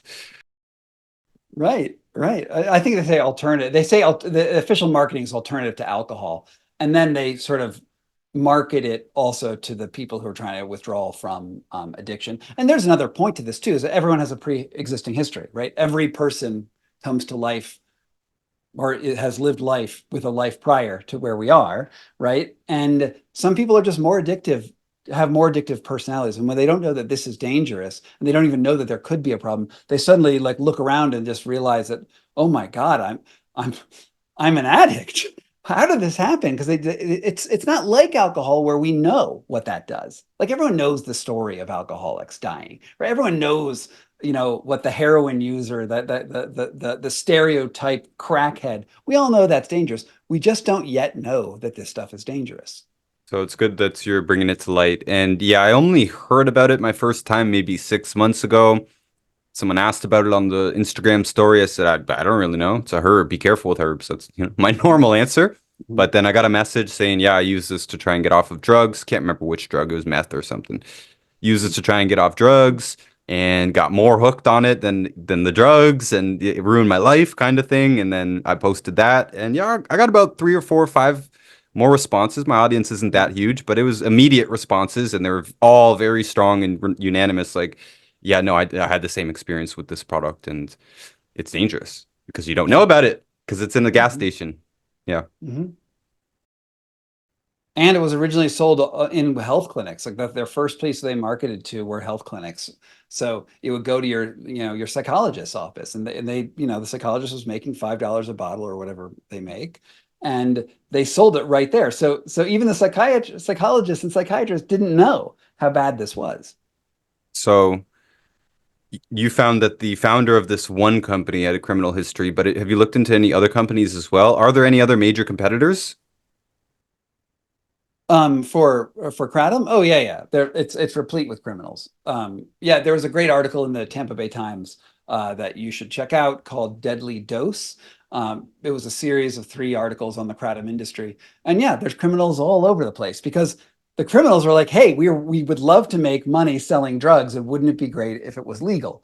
And then there are smarter criminals and less smart criminals, but the smarter criminals manage to work their way into the kratom industry, which is not to say that kratom doesn't potentially also have benefits. Like I think that you could use it as a way under managed care to, work your way off of an addictive product. It's totally possible. And I think there's even good scientific research coming out of Miami about it. But that is to say, you still need to be wary of it, and we don't have enough research yet, and it is sort of a free for all out there with this and other unregulated herbs and things as well. Yeah, herbs are way more powerful than people think. This is something I definitely learned over the years. Essential oils, 10 drops could kill an elephant of some of these essential Mhm, oils. Like you got to be mhm. super, super careful with a lot of this stuff. And a lot of people are using too many herbs in too high of doses for too long instead of getting to Right. the root cause because disease is not caused by a herb deficiency. But yeah, kratom may be useful in lower doses or something like that. It seems like this is a high dose and it's fermented and that makes it more powerful. And they add that other leaf into it, right? Yeah, so it's actually a synergy between kava and kratom. Kava is another South East Asian leaf. Oh, sorry, tree root, and they synergize in a way that they accentuate one another's effects. And I think actually perhaps maybe why feel free is worse than other things is because of that synergistic effect between herbs. So you just add that on top of the regulatory problems. Even if we figured out what kratom was doing, then we have to figure out how everything synergizes. It's the same thing with pharmaceuticals, right? As people age, we get on more and more drugs, right? In general, in America anyway, you get more and more drugs, then there's more and more potential drug interactions. And you'll find this is very interesting is that when you go to hospice care, a lot of people, hospice care is the one point in the medical system where that says death is okay. Before that, we're trying to prevent death. And then you get to hospice and like, oh, let's just try to make your death easy. One of the effects that occurs in hospice care over and over again is that people go in there, they go off of all of their drugs, and then their life improves and they have to get dismissed from hospice care because one of their underlying conditions was actually the synergizing of pharmaceutical drugs in their body that no one truly understands because we only understand how they work one at a time and occasional very common interactions. But when you have like 6 drugs, that's so many variables to understand that we just don't have the science yet to do that. Maybe with AI, maybe AI will figure it out. Oh, well, another topic there. Okay, so AG1, similar story. Similar And story. So I just want to preface it. Sure, Okay? sure. Being a criminal by itself may not be the worst thing in the world. There are certain things that you could do that you can end up getting a criminal record for that might not be the biggest deal in the world. You made a mistake. You're a different person in the past. It's not the only thing that's going to allow me to judge your character based on. But Sure. the only reason that I'm interested in this case specifically is because it wasn't an accident. It wasn't a manslaughter. It wasn't, it was a clear pattern of ripping people off with very, very deliberate practices. Yeah. So what happened? What's the AG1 story? So there's the AG1 is founded by Chris Ashenden, who is a New Zealander who dropped out of nutrition school, became a policeman, a used car salesman, tried to start a supplement company that failed. This was all went in his 20s. And then he read a book called Rich Dad, Poor Dad, which is sort of like you can manifest your wealth. And then he read another book on real estate. And I don't know if you've ever come across people in real estate, but they really like the law of attraction. And and he basically decided to create a scam real estate company, which was based on rent to own ideas. So the idea that you could rent to own your house. And he sold a bunch of people houses in New Zealand under onerous contracts that were impossible to fulfill. And he basically just stole money from a bunch of very poor, I think they were Aboriginal people in New Zealand. And then he got brought up on 90 charges, criminal charges for violating fair trade practices in New Zealand. He skipped out on court. The court eviscerated him in their judgments. And in order to not pay the fine, he skipped the country, moved to Phoenix to start Athletic Greens, which is now the most popular supplement company in the world. And the reason why his criminal past is important is because he has a history of running a scam, scamming his customers out of money, having no regard for their financial well-being or even the promises that he was doing. And he found fertile ground in the supplement business in the United States. In addition to that, when I started doing this reporting, so now AG1's worth about $1.2 billion. That was its most recent valuation. I started poking around his history, and they sent a impressive legal team after me. They hired a defamation lawyer because they knew I was poking around on Ashenden's past.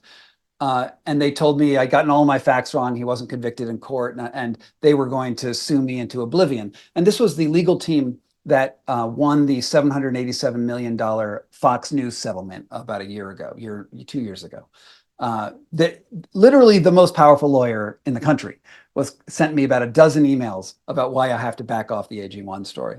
I didn't back off. I continued to report it, and the story's out there now. But it just shows you that he is that sort of criminal background that he has, that fraudulent background, is then being weaponized now that he is an incredibly wealthy person. He's protecting his reputation as strongly as he can. And so that's one aspect of the business that is worth knowing about. It is worth knowing if your founder is a grifter. Obviously, we all saw AG1 come onto the market. You can't ignore it. Everyone's pushing it. And I looked at it like just another gimmicky thing when I first saw it. I said, wow, that's expensive for what it is. Mhm. Looked at the label and, even if you don't know what the proprietary blend is, and I don't, it doesn't really matter. I'm looking at it like there's no way that $70+ is justified there. I know you said 95 earlier. I've seen it as low as 79, I believe, which Yeah, still, discount code. yeah, well, still, that's a very expensive product. Mhm. Even our products, ones I represent, they're not the cheapest in the world, but $80 is more than our almost all of our most few exceptions are you going to spend more than that on one single product. That product better be good. It better be very well rounded and it better have some substantial benefits and doses of stuff. But to be a greens product kind of blew me away because it doesn't cost that much to make a greens product. And even the best ones that I'm aware of, not even just our company, the best ones that I'm aware of peak out around $60 at retail price. Which it's on the high end for a supplement because it's not even a multivitamin, right? It's specifically a greens product. We used to sell. I helped to open a store once for a year, train the guy on nutrition. We used to sell spirulina and chlorella in big bags, big Ziploc bags for like $10 Canadian dollars here, 10 Canadian dollars. So I know the base cost of a lot of these ingredients, like that's the price to the customer, $10 for a big bag, right? So the price to us is less than that. This stuff doesn't cost that much Mhm. here, and it can't have all the benefits that it's said to have. I mean, you might get more energy, you might sleep better, and all that stuff, especially if you're reasonably healthy already, but it doesn't have Well, enough nutritional power. what they're doing is selling a lifestyle, and I can't speak to any of the products that you sell. I can't endorse or even know anything about the products that you sell. But I will say that the supplement industry, people who have looked into the what's in AG1 have not been impressed by what's in there. There was a lawsuit filed about lead contamination.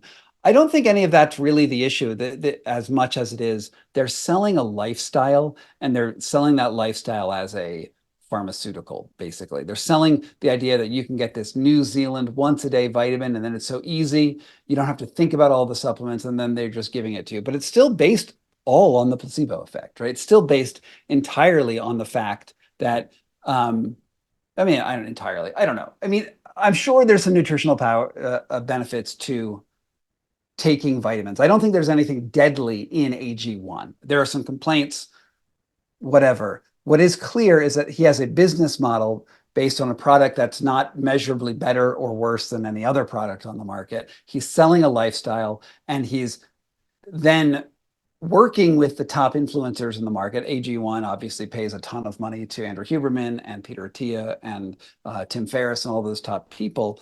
And it becomes their business model then to shill this supplement as if it's better than everything else. And so there's a constellation of factors that are coming in together to the and there's at the base of it, there's this criminal who just figured out a great business model. Again, if you like paying for I don't want to get into the argument that something's just too expensive and that something other is not expensive. It's really the whole commercial apparatus that is trying to convince you that this is better than everything else. And they're selling a lifestyle. They're selling this Kiwi idea of green leaves around you and like cute girls playing basketball. Look at their ads, right? And that marketing is really supposed to be what makes you feel better when you take it. In terms of like, I'm sure a Centrum would be just fine as a multivitamin as well. I can't tell you about bioavailability or anything like that. It is a product. Well, from my experience in the industry, I am judging it on price, and I am saying my opinion that it is not worth what it is being sold for, anywhere close to it, maybe half of it. And there's Sure. not reasonable enough doses to make a clinical difference, really, to me. A small difference, yes, but not reverse disease type of difference. Anyways, it's the marketing that I have a problem with. It makes me cringe. And Mhm. it's one of the things, I don't dislike Huberman, but I also don't like him. It's just Mhm. I could take it or leave it kind of. I don't listen to him. I'm busy. I work, 12, 14 Sure. plus hours. I don't listen to podcasts in general. I don't even listen to my own Right. podcast. This goes out there, it's out there. But I did see him promoting AG1 and I thought that's weird because he looks better than that. Dare I say that? I put it that Mhm. way. He looks better than that. He looks bigger than that. But I thought you were more knowledgeable than that. I thought you were technical. I thought you were looking Yeah. for things that will make a real difference and that have, the cost benefit there, good for you and good for your customers. I'm doubting that he's actually relying on that for his own supplementation based on lots of other things he's said. I've only seen snippets. I see clips and stuff, but he talks about this substance and this, and Yeah, I take this and I take this. when you ask Huberman what supplements he takes, he says all of them. That's his line. It's his joke. He says, "What supplements do you take? I take all of them." And that's he takes AG1. He takes a lot of different things. He's probably, I mean, you look at him just visually, it looks like he's on steroids as well. His skin and his muscle tone has changed significantly in the last few years. He's probably on a lot of different stuff. Some of it might be right and some of it might not be right. Like I think he gets his knowledge not from hard science as much as he does from hanging out with gym guys. In the I think he goes to Gold's in LA. I mean, his knowledge base is more experimentation, self-experimentation than it is hard knowledge. And I think for a lot of the supplement industry. And again, I'm not a nutritionist.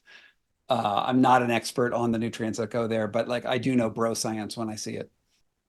So yeah, well, the point that I was getting at was that there's no way that when he's reading the ad for the AG1 that he's really relying for his nutrition on this product. It's just not substantial enough to do that, and it's not a good value. If you really know your stuff, you wouldn't buy it. It just Right. so most of the other people I've seen promoting it have nothing to do with health. They're not healthy people. They're entertainers. Told you I don't watch nutrition stuff, right? I'll put on a 10-minute video, entertain myself for a minute, and I'm off.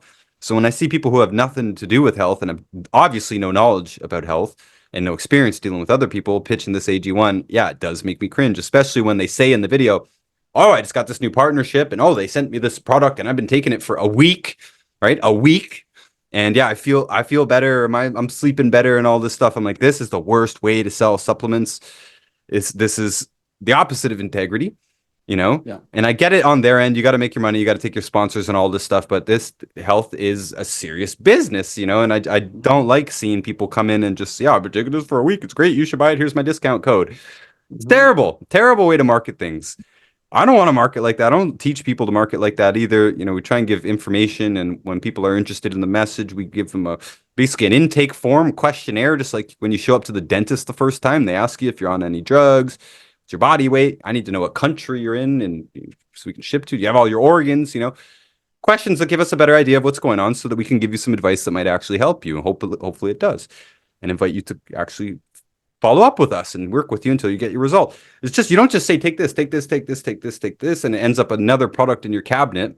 Or in this case, it's probably just a bunch of young people taking it, thinking that it's actually giving them substantial benefits. But if they do know anything, if they did learn anything about nutrition, they would realize this is not adequate. It's just not. Yeah. And it does actually have some problematic ingredients in it. I'm not going to get into it, but there's tons of ingredients in there, and I wouldn't call this a particularly smart combination. It just looks like they just took everything that may be beneficial and threw it all together in probably quite small amounts, because you got to throw all the stuff in there. So each ingredient's only got a little bit of it. So say the grapeseed extract, for example, high doses of that grapeseed extract might be fantastic as an antioxidant. But when you throw it in with, I don't know, what, 50, 60, 70 other ingredients, there's not enough of it in it to do much difference. And I don't know what those all do together. Yeah, here's the thing where I can, as an investigative journalist, I can't talk to the ingredients. I don't know anything about them. What I can say is that the founder is a known criminal. He was known to be involved in other scams. Why do you think he's not scamming you now? And as an investigative journalist, I can just leave it at that. And some people could say, well, I don't mind if he was a scammer. I like AG1, and that's fine. That's still legal, I believe, to do that. I do think, though, that people's pasts, people's personal lives, people's histories play out in their public lives. And I feel like AG1's a pretty scammy product with a pretty lousy person at the helm of it. And since you're buying marketing, if marketing is the main part of everything, then maybe we should think about what that marketing actually means. I mean, marketing is generally a lie, right? It's like, what lie can I tell you to buy my thing? And there's a lot of them there in his case. And I can't talk about other supplements as well. I mean, you can tell me grapeseed oil is a good antioxidant or not, and I really just don't know the science behind it. So I'll leave that to you.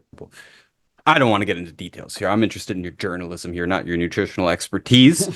But yeah, it's an interesting story. A lot of people ask about this product. They ask me all the time, maybe not every day, but every other day. And I say, this is too expensive for too little. And yeah, the marketing is gimmicky and cringy. And now, because of you, I know that the founder is also dodgy and known to perform scams that did definitely hurt people. And he was definitely knowledgeable about that. It wasn't a whoopsie accident. Oh no, some people lost their money. Like, this was designed to milk people of their money with a 30-year contract.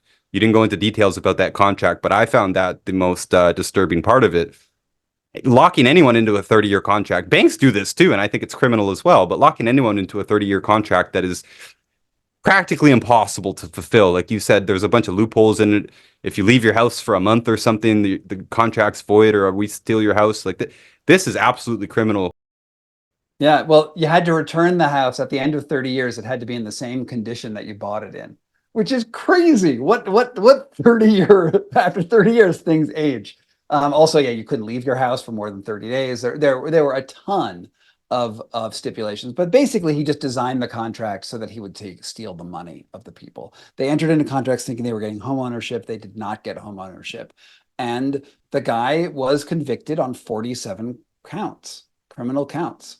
So, and it's also clear that he's very defensive of his reputation, because he's hiring the most aggressive lawyers I've ever seen. Luckily, I got them to go back off because I also have good lawyers. Good, good. Do you have any other investigations that you're excited about right now, or any other companies or products that you're particularly worried about?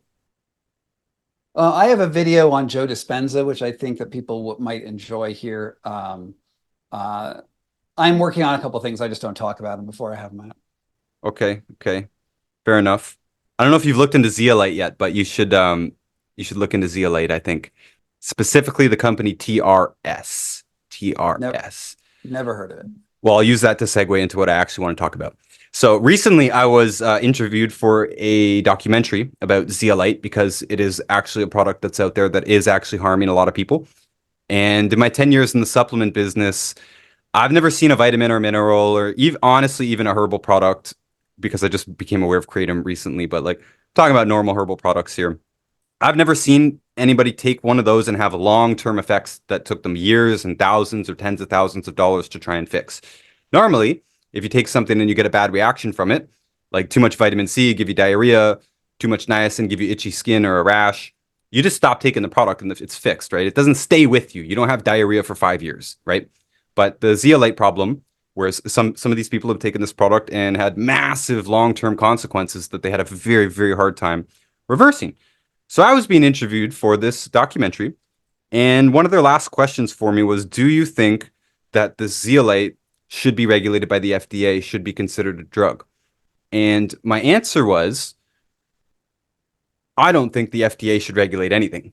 I'm taking the hard line here, and it's not an aggressive debate or anything. I just wanted to put this in your head and out there to the audience as well, that I personally believe the government is bad at everything they do. And in fact, I wrote a book called Everything the Government Does is Bad for Us. I know it's a hard line. I know, whatever. It is what it is. That's harder than I would go. That's my feeling. And when it comes to FDA approval, everything the FDA does approve kills you or can kill you. So they regulate drugs. They should take the F out of their name. They don't have anything to do with food, really. I understand that the supplement industry is unregulated, and I understand that it does lack transparency, and it is a problem. For instance, in 2022, a big article came out where they tested 30 Amazon supplements, and 13 listed ingredients that were not even in the product at all, right? Mhm. So, yeah, it's a problem. It is a problem, but I do not feel that FDA regulations will fix it, first of all, because they're bad at what they do. And they're well-known long history of corruption and all kinds of stuff. And there's been so many drugs that were approved and then they had to be taken off because it was found out that they were deadly. And, contamination in the drug world is not absent either, right? So it's just because the FDA is overseeing it doesn't mean that you're getting pure products or good products or beneficial products. Well, you actually just described a success story, though. You just described a story where a drug was found to be bad that was on the market, and the FDA took a corrective action that saved lives. I don't see what the problem is with that. True, but the market was the one that discovered it through the loss of lives. But then the FDA enforced it, Right. Who else is going to enforce it? If not, is the market going to be like, okay, I'm going to save you? No, you need an adult in the room. And I'm not saying the FDA is perfect because they ain't. What I am saying is that if you don't have an adult in the room, then you're living in Mad Max. Like you're living in a world where there's no laws, and I could sell you cyanide until it's going to heal your cancer. It will heal your cancer. Your cancer will go away if you take enough cyanide, but not in the way you want it to. Fair enough, Scott. You're good, and I agree. The real problem that I do have with it, it's not that's just my grudge against the government that it's hard for me to let Sure. go of. It's fairly immature and I'm aware of it. But my real Fair. problem Okay. That's fair. when it comes to the conversation of should the FDA get involved in supplements other than their current labeling requirements, which yes, we're not allowed to make certain claims on the labels and so on. Mhm. It's a little bit more lax in Australia. Like we sell the same products in Australia where we can make certain claims. Sure. And it's very difficult to get claims from the FDA too, by the way. You know, the doctor Yep. that I do kind of represent here, I'm kind of his disciple. He's been involved in at least 8, I think it's 9 lawsuits against the FDA. He's won all of them, and him and his teams of people have won all of them. And it was to secure certain claims. But I did do one episode. You might even find it interesting. It's called Suing the FDA with one of the lawyers of that firm that represented these cases. And they basically said that as soon as you submit a claim, it's basically rubber stamped no. Like no matter what you submit, they're just going to say no. So you have to take them to court in order to get that claim. And you have to present mountains of evidence, and it does cost millions of dollars. And once that claim is granted, it's not specific to a company. Anybody can use that claim. For example, that's why all the omega-3 capsules in the store say may prevent heart attack and stroke, right? Various forms of thrombosis. That was a claim that was won during one of these lawsuits.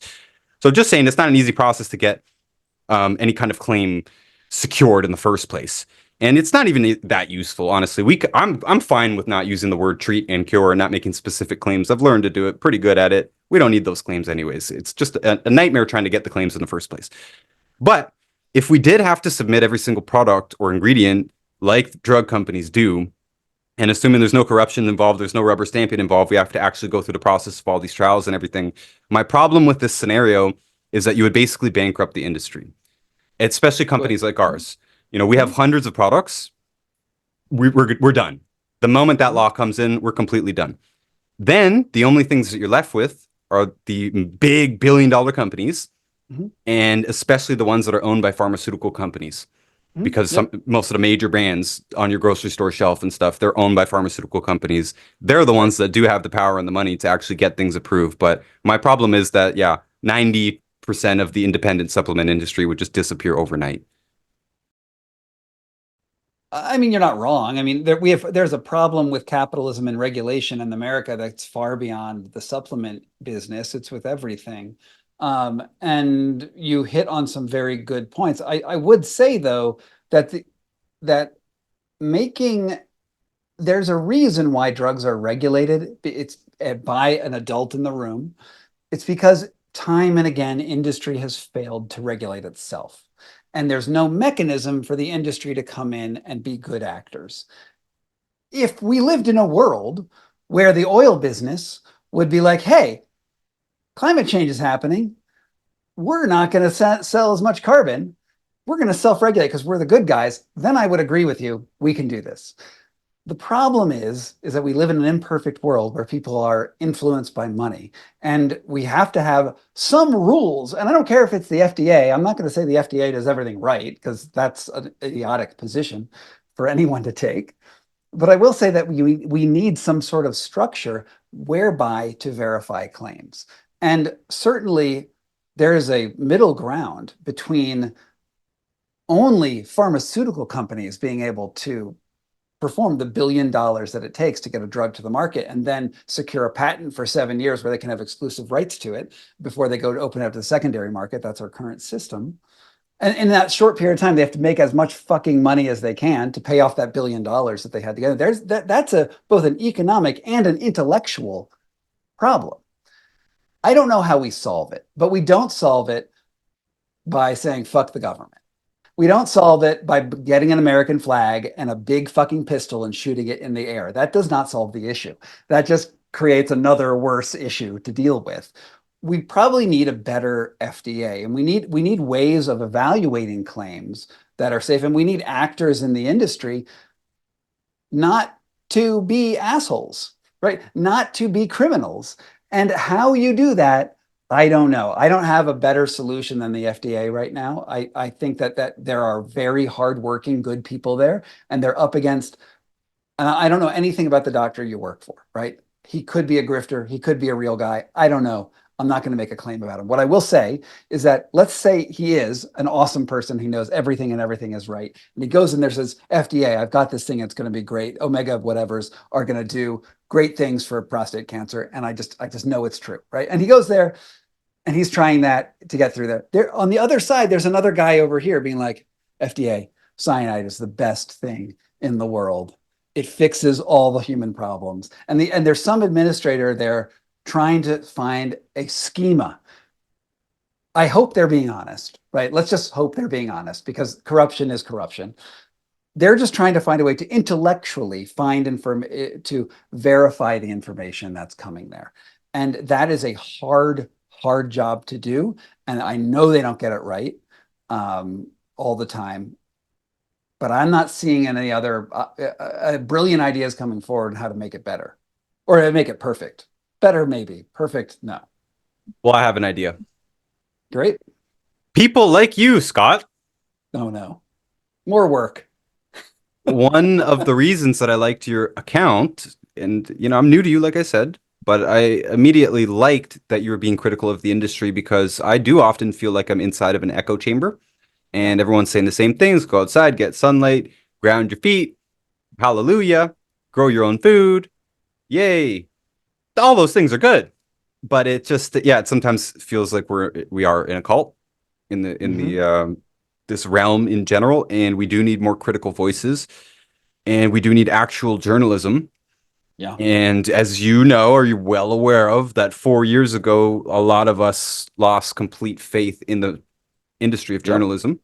Yep. So we do need more voices that we can trust and that are being objective and looking at some of these claims. And I also think that us, as, I hate the word influencers, we do also have a responsibility, not just to say, and I'm guilty of this. I used to be a lot more general, and I'm backing away from sales and supplement sales. I'm backing away from Instagram stories and simplistic 1 minute clips that are out of context. They always are out of context. I only have 1 minute. Backing away from that and going into more of a teaching role. And especially even in my more recent episodes, I'm trying to really only read the study and interpret the study, and I'm showing you the study. And rather than making a claim that says this nutrient will do this thing or can do this thing, I'm saying, hey, in this trial with these 60 people who took this amount, this happened, right? Yep. Actually just sharing the data as it is, assuming it hasn't been manipulated or anything like that. Sharing the actual data rather than sharing the claims itself, right? I think that helps teach people more about the truth than just giving the claim. And giving the claim is boring anyways. I've gotten bored of saying the same thing over and over for years, right? Same questions 1,000 times, literally. I'm much more interested in going into the nitty-gritty and in investigating some of these claims and even some of the ingredients. Just last night, I don't mean to make myself sound like a saint or anything, but I've been struggling with this for a minute. There's an ingredient, the ingredient, it's called flax seed oil. Used to be made for rope and for, ship canvases and stuff, but it made its way into the supplement industry, and we have a handful of products with that ingredient in it. I recently, a few months ago, did an episode with Dr. Wendy Sellens. It's called Breast Thermography Revolution. And then I read her book afterwards, where she's been compiling evidence that flax is causing an increased risk of breast cancer for women and an increased mass and an increase of feminization of men. She's got another book called Soy Boys. I haven't read it yet. Very rarely do I read or hear something or speak to one person. You had me until you got me her second book. Oh, it's a great title. Come on. Soy Boys, come on. Okay. Well, she's against soy too, but she says flax is even more of an estrogen, a phytoestrogen, basically. A term that is popular, but nobody is talking about flax. I'm just saying, I've read hundreds and hundreds and hundreds of health books, and I've never felt like taking significant action to remove an ingredient from our program. If anything, I'm adding things, adding more enzymes, adding more probiotics, adding more iodine. Of course. But this alarmed me because this is a product that we sell. And we're encouraging people to take this over the long term. And I don't want to be responsible for increasing anybody's risk of breast cancer or increased risk of growing man boobs or anything like this. You know, if this is truly something that can mess with our hormones, I want to know about it. Now, I'm just saying that this is a difficult thing to do. It's morally difficult for me. You know, I'm selling products, but this one ingredient could be harming people. I'm looking at the dosage. You know, how likely is this dose to really affect them? I'm looking at the evidence. Is she wrong? Is Sellen's wrong? You know, because she's kind of the only one saying this, but she's got evidence. I mulled this over for a good few months here before I even brought it to my team last night. And it was controversial with them, and I'm going to bring it to the company itself. And, you know, I have some doubt that they're actually going to take it seriously because it will be a huge move. We need to rearrange product Yeah, it's ingredients and interesting. marketing. You make a very good point, and I just Googled up her book. I have an immediate impression, but I'll reserve it for now.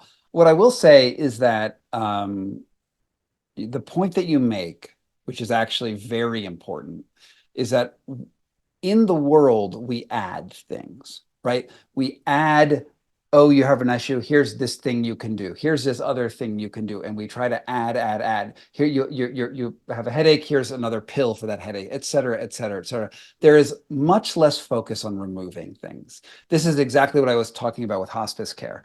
They found that all these people were dying. They go to hospice care, they take them off the life-saving drugs, and now their life gets better because there is this idea of removing things because we don't know all of the inputs that we're putting into our bodies, right? Like you eat a donut and there's a thousand chemicals in a donut, right? Like some of them are natural and some of them are not natural. And like and just moving through the world, there's just more and more and more stuff. Taking things out is not something that we're good at. And I think the movement towards sort of more natural foods, right? Less processed materials is probably good in general, right? It's probably good in general just to have less just stuff in your body. To know exactly what stuff is bad for you, that now we're picking and choosing, and that's probably a little difficult. I worry that if you say flaxseed, which I really don't have an opinion about other than I put it in my oatmeal and I think I feel good about it, but maybe it's bad for me. I don't know. Oftentimes when we focus on just one problem, it's the opposite of reductionism problem. Reductionism says, hey, this one pill will cure your issue. AG1 will cure all your issues, whatever. Then if we say, oh no, but this one thing, coconut in your coffee or soy or whatever, that's the problem. That's probably also equally wrong because it's still about a confluence of factors that are going in there.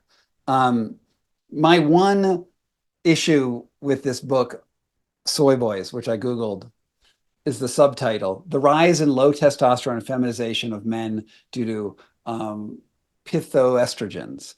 I guess that means fiery estrogens, basically. Phytoestrogens. Oh, sorry, phyto. Yeah, right. Phytoestrogens. She's actually combining a couple things here, which is a problem, right? So we have the scientific idea, low testosterone, but then the feminization of men, that's a political thing. That's talking about men not being real men. There's a whole political discussion. The Hubermans of the world are the jacked scientists, and then there's the wimpy guys over there. It strikes me just from looking at her subtitle that there is a political part to what she is saying. Now, I cannot evaluate her science because even if I mean, she's a doctor, I'll just assume that she's good at science. Um, I feel like there's something here that is where she's pushing at larger issues and she's using science as her lens to do it, but it might not be entirely trustworthy.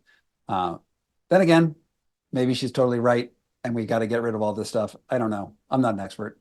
I still haven't figured it out yet either, but I am alarmed enough to begin taking action and starting to tell people that I am concerned about it because I know they will follow my lead and I didn't want to raise the alarm before I had more certainty about it. Again, she is only one person, and I haven't read Soy Boys, but her other book is more about breast thermography in women, and she can show the effect of many of these compounds. It's not just soy and flax. It's just she puts flax at the very top of her list as the most powerful phytoestrogen.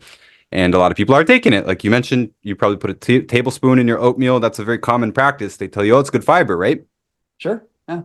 Well, it's not the only source of fiber, but some sources of fiber may have an estrogenic effect. And yeah, I'm not decided on it yet, but as I've been looking more and more into it, I think we have been sold a hoax that flax is good for us based on some the stuff. Like, yeah, they say it's got good fiber. Okay, yeah, well, it's not the only source of fiber. They say it's got omega 3s in it. Not really. It's got ALA in it. I don't expect you to know the differences between the omega 3s, but ALA is not an essential omega 3. The other ones that you find in fish and algae and stuff, those are the essential ones. Those are, to me, the ones that we're lacking in our society. I'm just not convinced that this case about flax has been made scientifically, and I'm dodgy about the studies too. Maybe you want to look into it. You're investigated, but this is my thing to investigate too. Uh, Maybe I'll let you my, know what I my find. my guess is just stick to Michael Pollan on this. Eat mostly plants. Don't eat too much food. Don't stress out about it.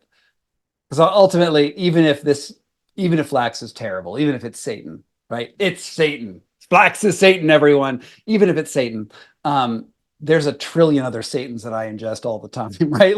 Like it's not going to just be flax, right? It's also going to be the chemical exposures in my lawn and the stuff growing in my house and the spider over there, and et cetera, et cetera, et cetera. There are so many inputs. So it's so complex. We're not going to find an answer.